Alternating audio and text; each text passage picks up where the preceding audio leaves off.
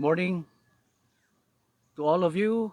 I'm broadcasting live from Lawag City. Ada kita iti katangaan ti kataltalunan dito Lawag City, Ilocos Norte, Philippines. Kablawan mi dagiti kablawak dagiti kakabsat ken gagayem tayo agbuybuyag dengdengeg ti radyo tayo DCJC Action Radio ket adak manen kadagiti pagtengan nyo babae ni ti daytoy nga estasyon ket agyaman ak ti gundaway ko tapno magbalinak ken makipasetak iti pananglagip ti ipapatay ken itangal daw ti Sabado uh, lagipen tayo ti panagungar ti manubot ken mangisalakan tayo.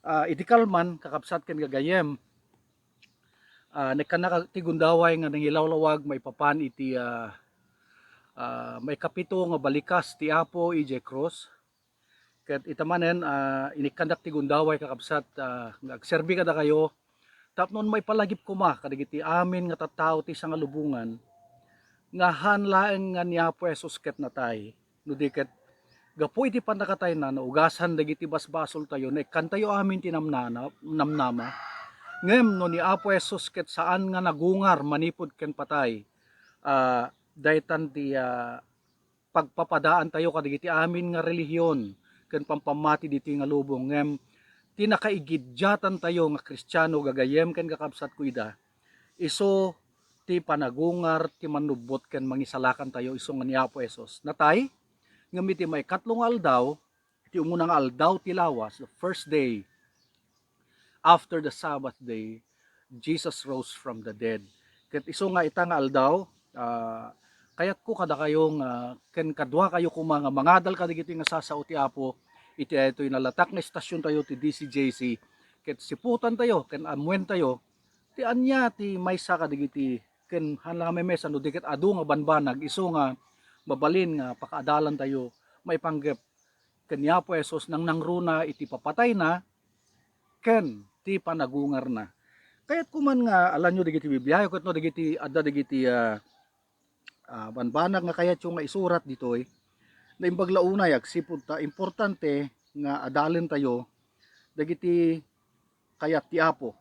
Now, no kayat yo ti makipagadali tangal daw alam nyo dagiti libroyo, bibliayo, ballpenyo, notebook ket aginadal tayo ket mabalin nyo ti tumawag wenno ag text madamdama ijay numero tayo ti wenno ag message kayon to iti DCJC wenno iti cellphone number ko kakabsat 0917-860-7635 ket ikararag tayo nga ti Apo agsao ko iti biag ti tunggal may sakada tayo itangal daw kayat kuman nga adalen tayo ti maysa kadagiti kapapatgan nga doktrina ti Biblia may panggep iti panagungar ni Apo Jesus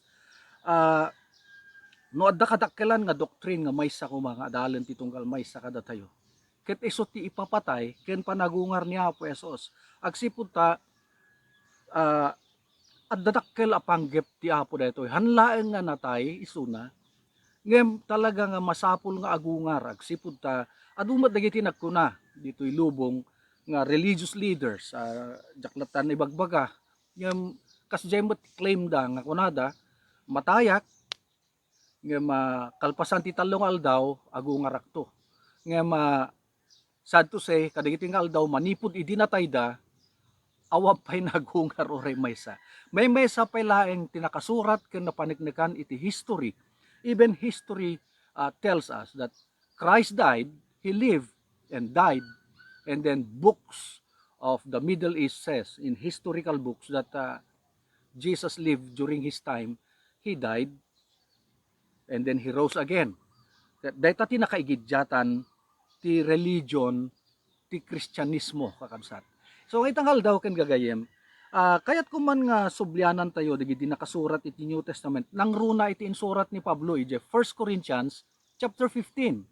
Chapter 15, the entire chapter talks about the resurrection of Jesus Christ and the power that is behind his resurrection, the power that is available for you and me. Nangruna kadagiti ngal aldaw ti kadakkelan na pagbutbutngan ti sangkailyan sangalubungan urepe kadagiti ngal aldaw iso dijay ipapatay gapu iti maysa nga pandemic which is the coronavirus pandemic. Yung mga kabsat, at dati maadal tayo dito nga insurat ni Pablo, kaya't kuman nga sublyanan tayo dito there is a purpose for which Christ rose from the dead, and there is a power made available for us through His resurrection. Christ died purposely. He did not just came here. Hadlang ay may diti daga, tapno no, umayag-biyag, padasan at biyag tayo, no. May sa rejay. He came. Pinadas, imay tapno no maawatan na tayo. Ken makita na, hanla, dito mapadasan na, ngam talaga, nakipagbiag kada tayo tapno no makasympathize kada tayo akas ko na di Book of Hebrews chapter 4. So ngay tangal daw kaya't kung nga ipalawag kada kayo kabsat nga His coming the first time has a purpose. He lived with a purpose, He died with a purpose, and then He resurrected with a purpose. Han nga patpatang, han nga tsamba-tsamba lang di jay kakayem ken kakabsat ko idangag dingdingig ken nagbuy-buya kada kayo. He came to live with that purpose, and then He died, and then He rose from the dead. We need to know both the purpose and the power of His resurrection. Okay? Kailangan na maamuan tayo talaga. Han nga adamay sa libro nga surat ti may sa manurat ti America, Rick Warren, the purpose-driven life. And he quoted a lot of scriptures, especially in the life of Jesus Christ, that He lived with a purpose. Adamay sa kasalsalud-sudek nga rod kadagiti estudyante knukuha nga unada. Apay nga tanga minanayanak niya Apo Jesus, what do you think? Let me throw that same question to you. Why do you think Christ was born? Okay, I'm not going to give you an answer to that. But I want you to look at the book of John chapter 18. While he was idi madama nga matry-trial ison ha. Di ba? Madama nga kabilin da, sapsaplitin da, and then sinalusod ni Pilato. Then kuana. Sika ka diti ari diti Hudyo. Dain sungbat niya Apo Jesus ijay. And I challenge you. I challenge you to search for it. Kasi no minsan, di kayo magtayon, di kayo sapulon nga, da kayo nga mismo, hanyo maawatan, nga amoy ko na ni Apo Jesus, ibaga malang tidaduman, guna na, dahito tigapuna nga nayanakak, na isurat ijay. This is the reason why I was born. He was born. Okay? What was the purpose of His birth? Okay? The purpose of His birth is to tell us the truth, that we may know the truth. Okay? So, He came to bear witness for the truth. He Himself said, I am the way, the truth, and the life. So, kakabsat kan gagayem, we have to find the purpose of His life, the purpose of His death. Why did He came to die? He came to become a propitiation. Isu na ti imay tapdon no, imay na tayo subbuton, umay na tayo sukatan. Instead nga da tayo ti mailan sa ije cross, He took our place. Isu na tinangala ti lugar tayo.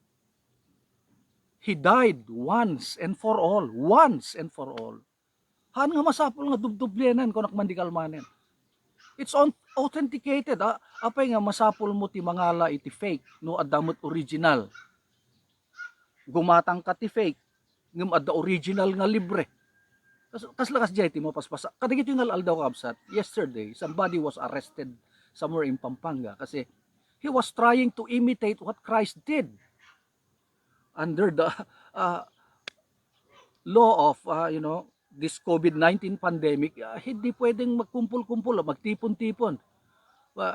He was arrested because he's trying to duplicate what Christ did. Sapsaplitin at bagina.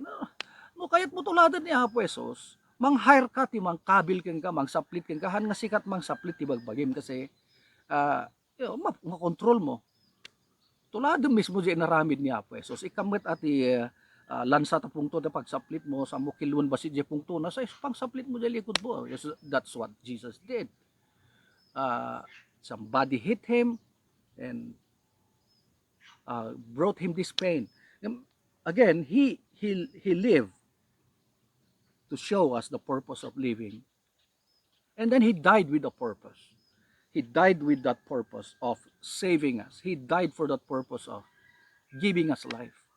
So ngay tangal daw kabsat, I would like you to take the writings of Paul in the book of 1 Corinthians chapter 15.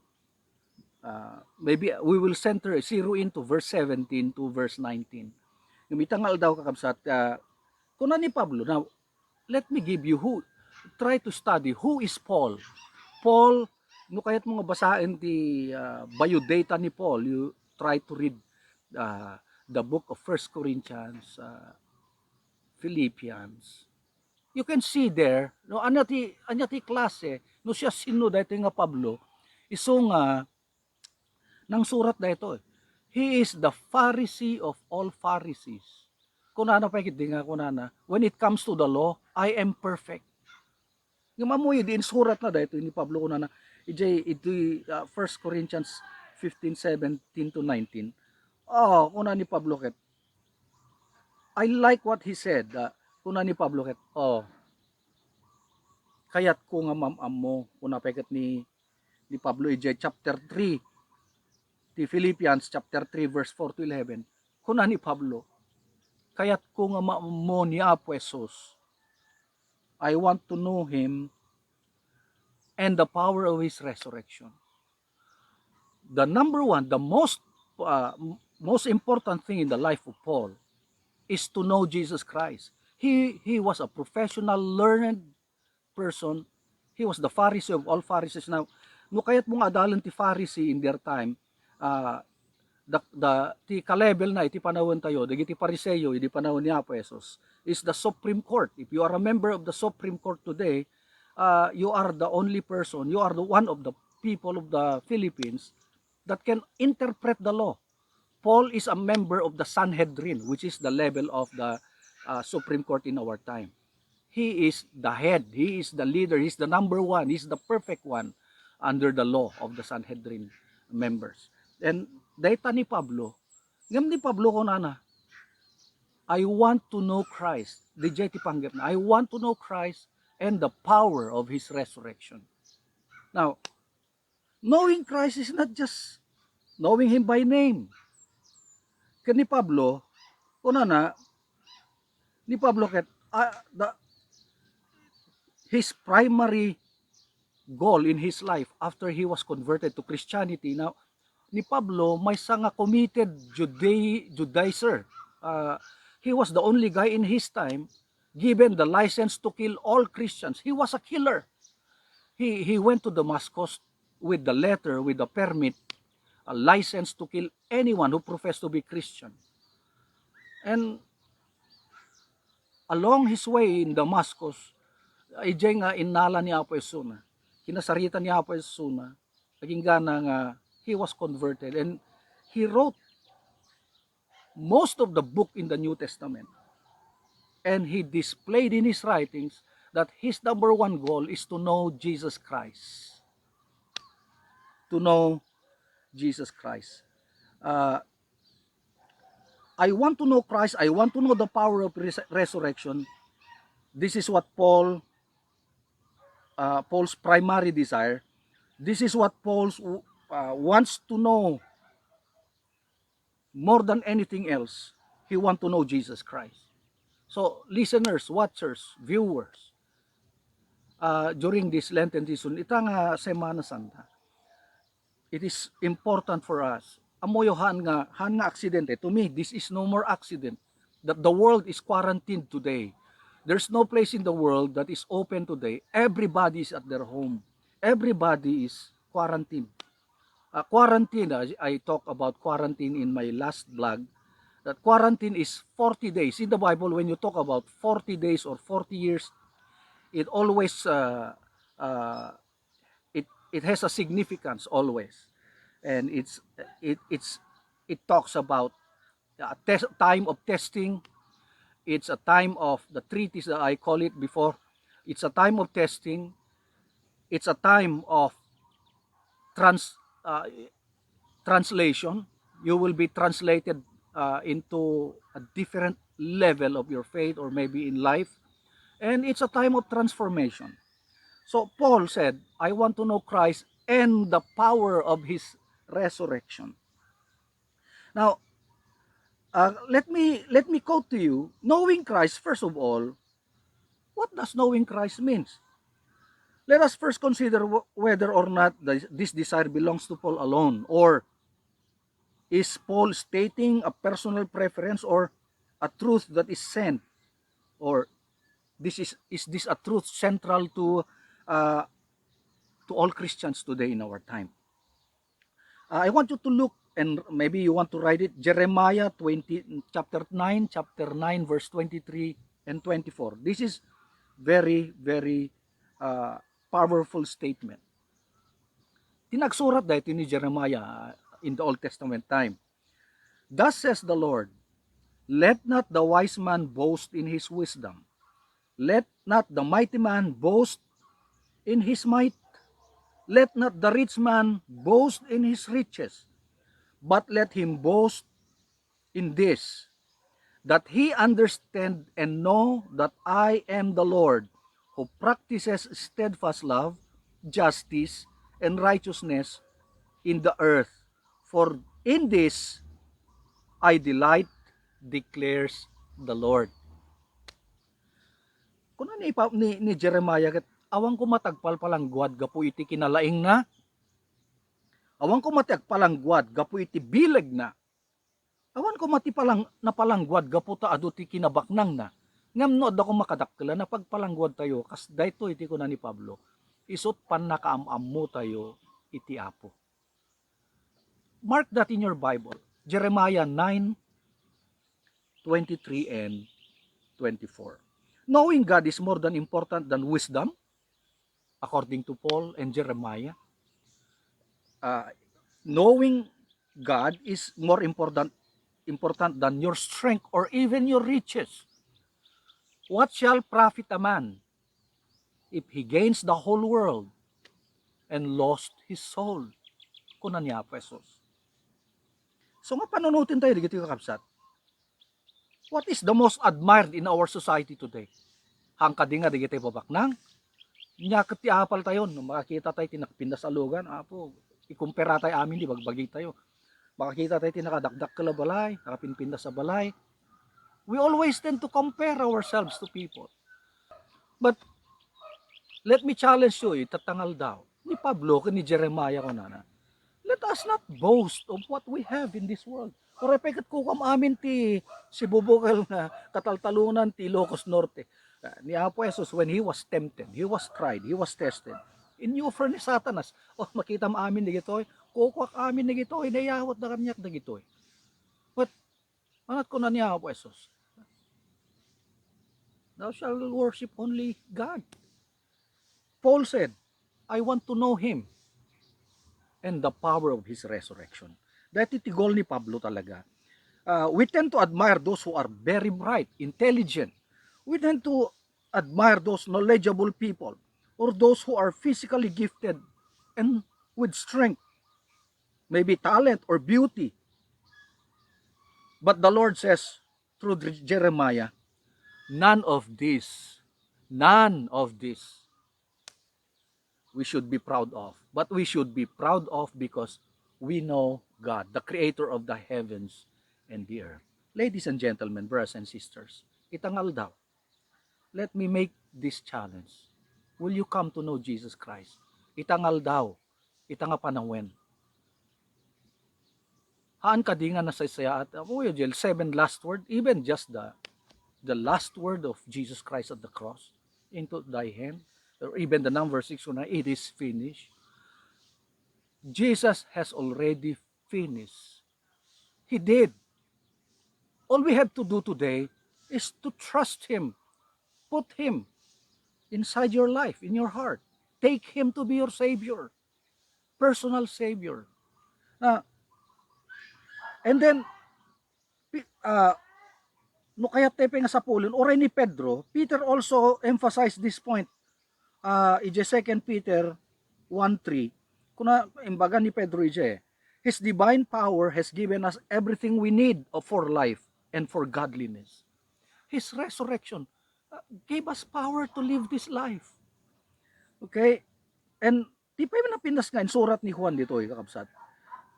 John chapter, no, not John chapter 1. 1 John chapter 5 verse 20. Magustok dito nga versikulo. Some religious people don't believe this verse. I'm sorry.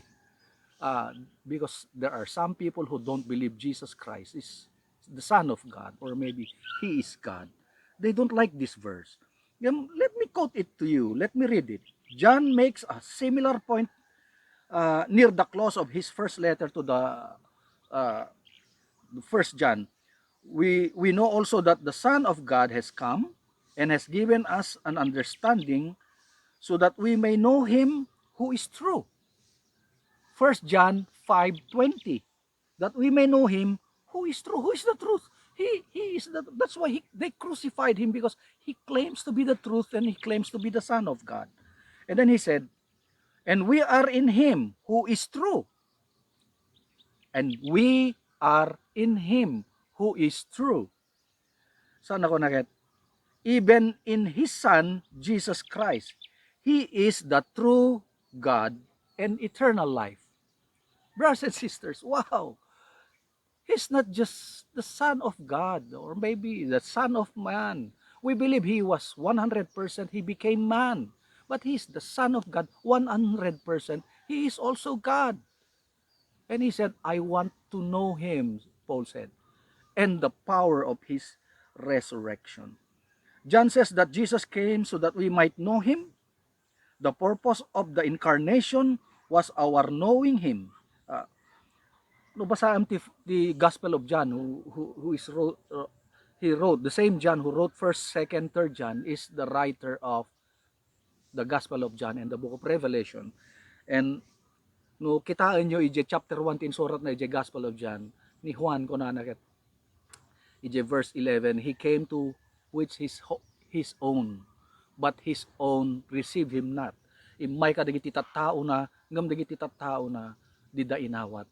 Ngam kadagi J verse 12 magustuak jay ko naniapo si Jay, but to those who receive Him, to those who believe in His name, He gave them the right to become children of God.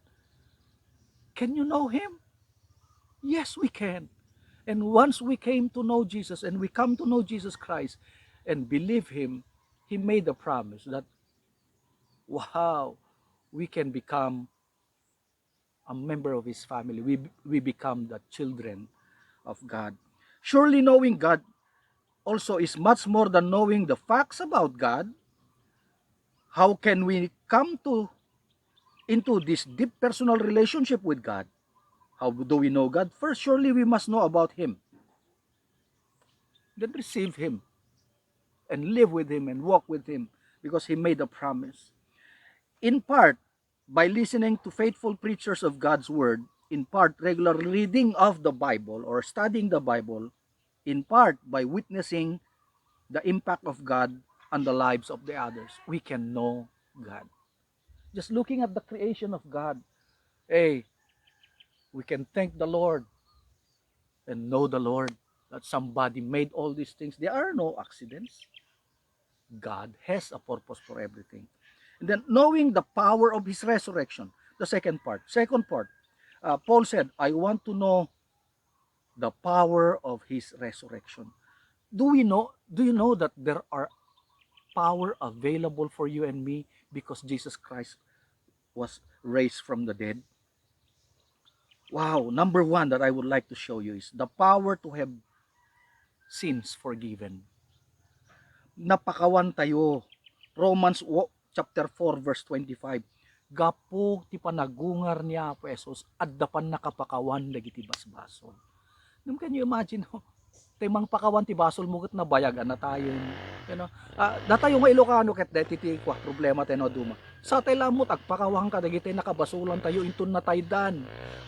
Napanak nakiminatay itinaminsan ket apo kasta unay ti uraur na dayday kuna na apo pakawanen na kas idi si bibiyag da dinapay kayat asa masabet ngem idi na tayen na iturid na tinapan nagpakawan ket hanbad makangegen ngem ti pagyamanan tayo ti Dios nga patpatyen tayo ti Dios nga papa nga nang ti biyag na para kada tayo kunana gapu ti panagungar ti apo adda pan nakapakawan iti basbasol tayo. Amen. Isu nga day tatipan nakabalin ti panagungar ni Apo Hesus. Ket mahan ko man nagungar ni Apo Hesus, piman tayo pay, tahan tay mapakawan dagiti, han na mapakawan dagiti basbasol tayo. Christ died as the necessity and it is necessary for a sacrifice for our sins. But his being raised to life, his resurrection is absolutely vital. As Paul says, he was raised to life because of our justification. That's the reason why. Because he rise from the dead, we are justified. The word justified, we are declared not guilty. Kasi kung man naikorte tayo, no, na-acquit ka, declared ka, not guilty, you are justified. That's who we are. Gapo ken Kristo ti panagungar na, we have been declared not guilty because He died for and in our behalf. Isungor tinai-krusen tapnon mapakawan tayo. Another one, is not only the power of resurrection, is not only has the power for us to be forgiven of our sin, it also has the power to conquer sin. Tapnon agbalay gitayo, iti basol, Ephesians 4:24. But resurrection power doesn't end without forgiveness. Christ's resurrection also empower us to conquer sin in our lives. No basaan pa ti Romans chapter 6 agad ko na iji ko na agad anang aruti ko na tayo kana ni Pablo. Yad adutay ti agbasol tapnon umadum ti grasya ti Apo kuna ni Pablo. Naglaing ni Pablo agsurat, abogado Kuna nagat God forbid, haan ko ma. Haan nga gaputa na imbag ti Apo ket basol tayo tamat nga basol na basol haan mo ta kaslo kumamit irantak nga payatin ta sakam sako ko na sorry but God knows everything. We are not perfect. Sabali amin tay agbasbasol ken makabasol. Sabalit adadak kala nagbaetan ken paggidyatan tay binuong ken nabuong. Di ba? Kaslakas jay. Han nga gaputan napakawan tayon ket han tayo makabasol. Makabasol tayo met. Yan nga puta mo tayo ti agpakawan, mapakawan tayo. Ngem dagiti tao nga managbasol, orahan na kayo talaga nga nagbalinin nga lifestyle dati basol. Kasi ba sample, sorry to say it, but adada tao nga tunggal agsaw, ije pungto na kat agsaw ti dakes. Sa munod adamang dilaw ket kuno nahaan barok. Ko lang daytoy, bisti lang tingiwat ko daytoy. Na apay kayat mo nga bisyan tangiwat mo tinalaad, kayat mo nga bisyan tangiwat mo tinabangsit. Isungor toothbrush ka tinal daw ta di mo pa kayat nga oray sang aw mulaan na bangsit. So ni Pablo na ti panagungar ni Apo Hesus hanlaeng nga mangted ti panakapakawan ti basol nga mangted pay kakabsat tiya. Pan nakabalin tayo nga mang agbalaygi iti basol. No nagbalaygi ni Apo Hesus manipod ken tanem, mabalin tayo met ti agbalaygi oray kadagiti basbasol tayo. The power to conquer sin according to Ephesians 4:24. In Christ we are new creation. His Spirit lives with you. He lives in us. God gives us the power to break those habits. Habitual sin, ika nga, moyo, all of us. Lahat tayo, mayroong tinatawag na favorite sin na kung minsan bumibisita pa sa ating mga buhay. Nagrigat tayo nga overcome. Apay nga min, favorite Lahat yan. Agul-ulbud ka no, bagam nga one struggle mo ti basol. Everybody has a struggle in sin. But because of Christ's resurrection, wow! At dagundaway tayon nga mapakawan. So ngay tangal daw, kaya't kung ulitin kada kayo, nga ti panagungar niya Apo Hesus nang ti nakabalin kada tayo, tapnon mapakawan digiti basbasol tayo. Ket gaputan napakawan ti basol tayon, kaya't may kaduang nga gapuna, tapnon ikan na tayo niya po Diyos ti panagbalay gi kadagiti nga basol ta kasla ni Pablo no basahan tayo ti chapter 7 ti Romans kuno na jak maawatan ti bagik te kayat ko nga ramiden jak maramid te jak kayat nga ramiden isuket ti maramid ko asi akpay ko na ni Pablo nga magyaman tayo tano basahan ti verse 1 ti chapter 8 yes sumaruno nga chapter kuna na o agyaman tayo ta awanan pan nakaukom dagiti adda ken Kristo Jesus may katlo hanla nga pan nakabalin nga mang conquer iti basol nga inikan na tayo pay gapot panagungar niya pas ti pan nakabalin nga agbalin nga agent of God we can become a mouthpiece of God at the testimony tayo why napakawan tayo nagungar niya pesos ket nagbiag ket Christianity is not just about sin forgiveness. Christianity is about becoming a witness to the world. Overcoming. Christianity is not just simply a solution of our problems. God has a positive purpose in our salvation. He has determined that we are to be His agent of change in the world. God empowers us not only to defeat sin, but to proclaim freedom to the world in Christ Jesus. This is the idea God shows His power by working through us, by working mightily through us, even though we are weak and unworthy. We are the agents of God, agents for change, because you are a changed life. Number 4, it's not only to be forgiven of sin, it's not only to overcome sin, it's not only to become a powerful witness to the world, ti panagungar niya pesos, ipakita na pay kada tayo ti pan nakabalin nga mabalin tay gayam ti agbalin nga kasken ni Apo Jesus. We can be changed day by day to become like Jesus Christ. No basaan ti Romans chapter 8 verse 28 and 29. Adot mang gusto ti verse 28, ngem ti purpose ti verse 28 at di verse 29. Kayat ni Apo Dios nga agbalin tayo nga kasken kuana. Originally, let me bring you back to the creation. When God created humans, man and woman, He made them into His likeness, into His image. That's the original.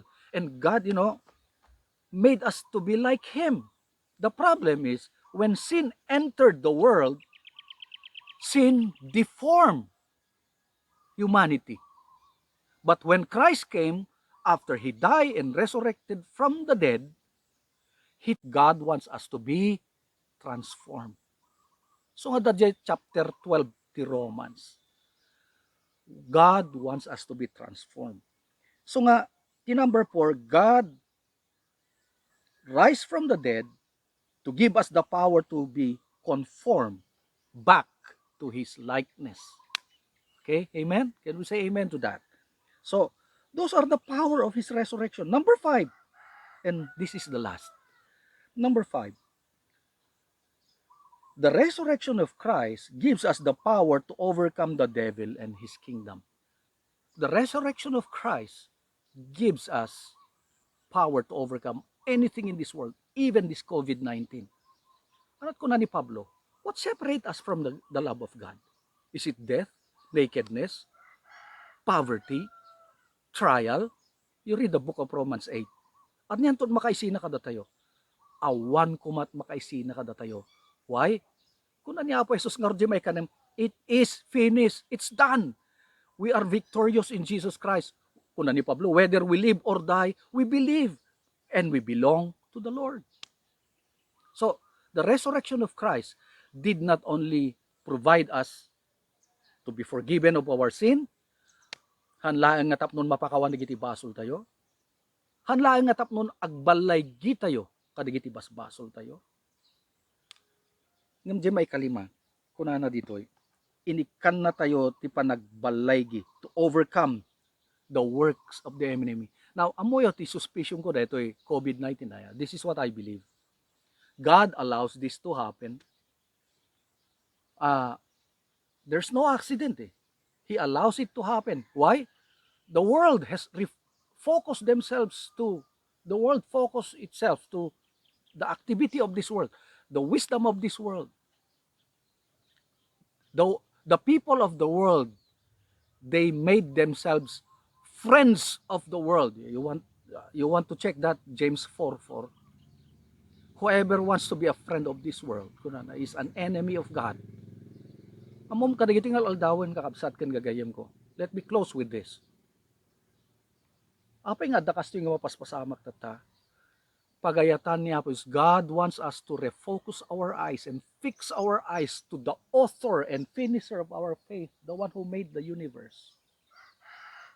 Look at what the world shows us. Kuna ni Jeremiah nga rutatay, yung binasa tayo di Jeremiah 9. Oh, daytoy ti problema ti lubong. This is the problem of the world today. We focus on the wrong things. Why don't we try to fix our eyes and refocus our eyes to the one who made you and me, to the one who is in control of everything. Kakabsat ken gagayem.